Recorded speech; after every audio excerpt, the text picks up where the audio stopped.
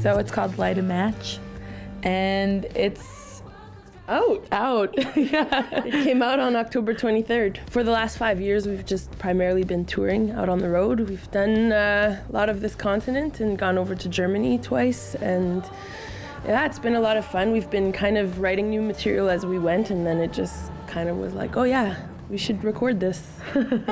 Yeah, it wasn't necessarily intentionally like a 5-year gap. We didn't decide to take that long. It just did. Yeah. Just life was happening. And yeah, we had a member switch up in between. Like there's lots of different things. We were on the road. There's just a lot of different things that took place, and now it's finally out.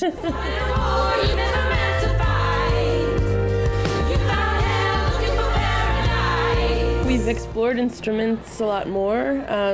We had previously added just a few touches here, the band having been primarily 4 voices. And so coming down to 3 voices, we didn't want to just add in a 4th, because that's what we used to do. We just brought in a multi-instrumentalist who's a friend of ours who actually produced the first record, Ben. So he came in and he plays a variety of things, and then we added a few more synthesizers just to texturize things a little more, and just had a lot of fun with it, actually, and just didn't try to put any limits on what we could do. With Ben being like an added member, we have been friends with him for years already, so it wasn't like adding this new person into the mix that we didn't know, and we had to be like, what's your favorite color? What are your eating habits? What do you do? Like, we already knew all these things about him, so it wasn't that jarring.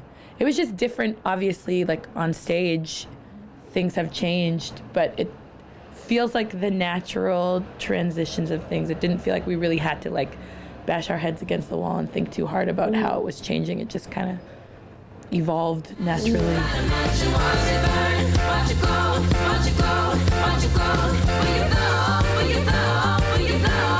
There were a few hurdles in making the record which held up our original timeline, but I think when you make a record, you never hold your original timeline that close, because things always happen like that, unforeseen things that change. And so, I mean, we didn't want to work under a rush, but of course, you also don't want it to drag on forever, because then you're putting out a record you started making like 3 years ago, you know?